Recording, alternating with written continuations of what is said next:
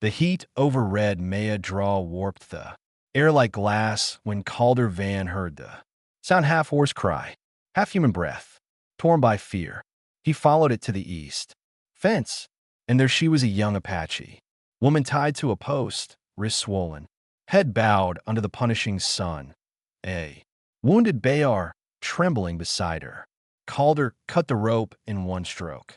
She collapsed but forced her eyes open when his shadow fell across her. A tall man, broad-shouldered, dust and sun-carved into his skin. Another stranger, another. Danger. Her lips parted in a brittle whisper, the voice of someone who had stopped hoping for mercy. Do whatever you want. Cowboy. Calder froze. He didn't touch her. Again, not roughly, not cruelly. I'm here to help you, he said quietly. And with careful hands, he lifted her as if afraid the desert had already taken too much from her. Before we continue, please take a moment to support the channel. A simple like, a quick comment, or hitting that subscribe button helps. These Wild West tales reach more people who love them. Let me know where you're listening from, and thank you for riding along with us. Red Mesa draw stretched, wide and unforgiving beneath the late day sun. The land wore its colors in harsh layers in red soil, sun-bleached, grass and mesa rising like ancient bones against the empty sky. Wind carved through the ravines with a dry whistle, carrying dust that clung to every nail and windowsill of Van Homestead.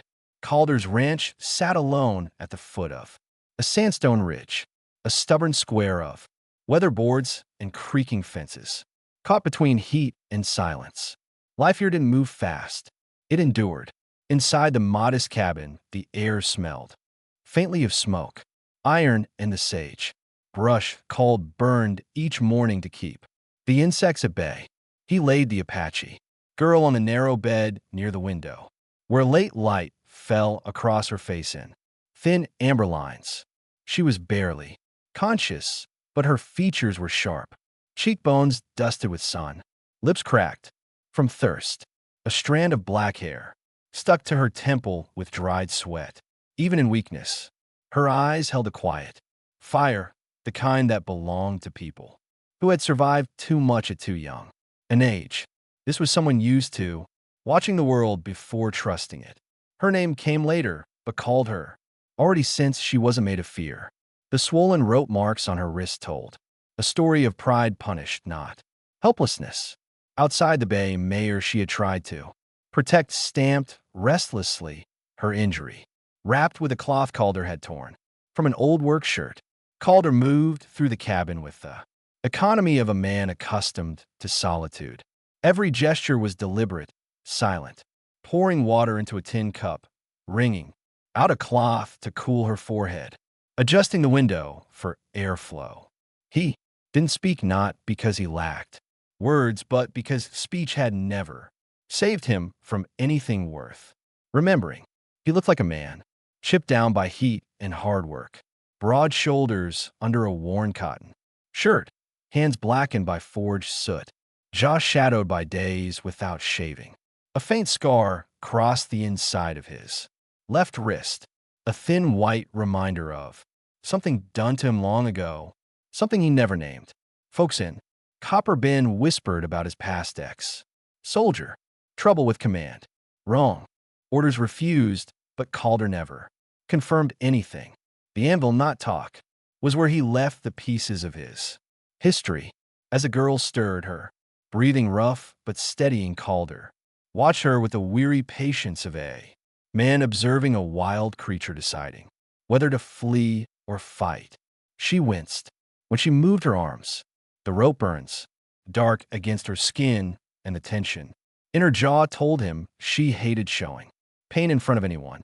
Outside, the land stretched all the way to Copper Bend, a small settlement of weather-beaten storefronts, shifting judgment and tight-lipped glances toward anyone not wearing the right color of skin. Word traveled fast there, especially when it came to the Apache. Calder knew this. He also knew the men who had tied her Brock Tally. Vern, Mathers and Cole Darren were loud when drunk and cruel when bored. He'd seen the way they handle horses. He could imagine how they treated people. The girl's eyelids fluttered open, shadowed by suspicion. Calder didn't move toward her. "You're safe here," he said, voice low, steady. She didn't answer, but her gaze traced the room, then returned to him, measuring, questioning, unconvinced, yet no longer fully afraid.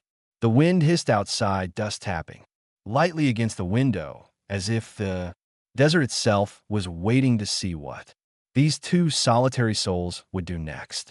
Evening crept into Red Maya Draw with a slow wash of violet light, slipping between the boards of the cabin as the Apache girl stirred again. Calder heard her before he saw her fabric rustling. A soft, pain breath, the slight scrape of her heel against the floor. He stepped away from the forge, wiping his hands on a rag as he lingered in the doorway between workshop and living space. Nahona pushed herself upright, her fingers brushing the blanket as though confirming it was real. Her gaze swept the room in quiet calculation, landing finally on Calder. For a moment, neither spoke. The space between them felt charged, held taut by everything. Unspoken fear, uncertainty, and the faintest threat of recognition that neither belonged to the softer parts of the world. "Where am I?" she asked at last, her voix sierra but sharpened by instinct.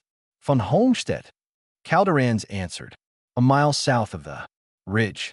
Her eyes narrowed at the mention. "A place." She glanced toward the window, as if gauging escape routes, or perhaps just relearning the horizon. When she shifted her weight, pain flashed across her face, quick but unmistakable. Calder took one step forward. She immediately tensed, muscles tightening, like a bow drawn too long. "I'm not here to hurt you," he said quietly. She didn't respond, but her jaw unclenched by the smallest fraction. He placed a tin cup of water on the table beside her, not too close, not in a way that blocked her movement.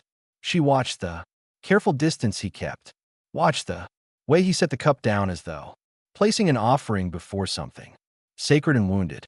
"Drink," Calder said, her fingers wrapped around the cup, but she hesitated before lifting it. Suspicion flickered across her face, not toward the water, but toward him, toward the softness in his tone she didn't yet trust. When she drank, it was slow, deliberate, eyes never leaving his. "You cut the ropes," she said. Eventually, it wasn't gratitude. It was an accusation wrapped in confusion. Calder's voice stayed steady. "No one deserves to be left like that."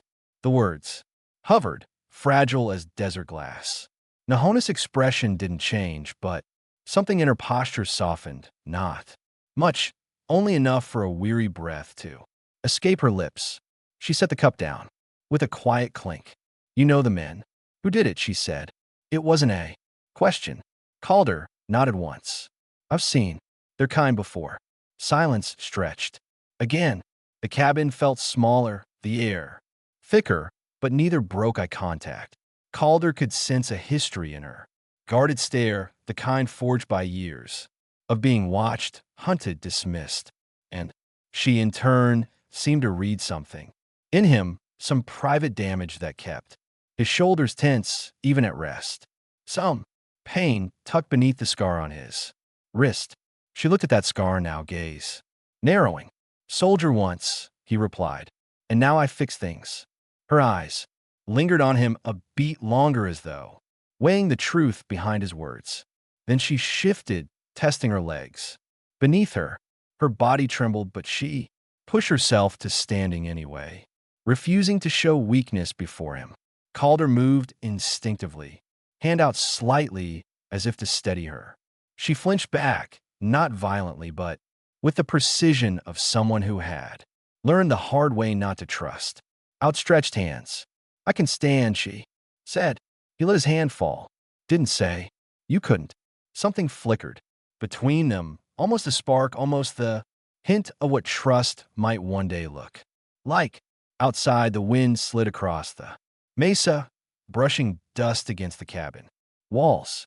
Inside, two strangers stood, within arm's reach, yet miles apart, bound only by circumstance and the fragile possibility that neither of them was as alone as they thought. Morning arrived in Red Mesa Draw, with a pale, gold light creeping slowly across the sandstone ridge. Nahona woke to its warmth against her face, the scent of dust and coffee drifting through the open doorway. Calder was already outside, the steady rhythm of his hammer, striking metal rolling through the stillness. It was a sound that belonged to him the way wind belonged to the Maya.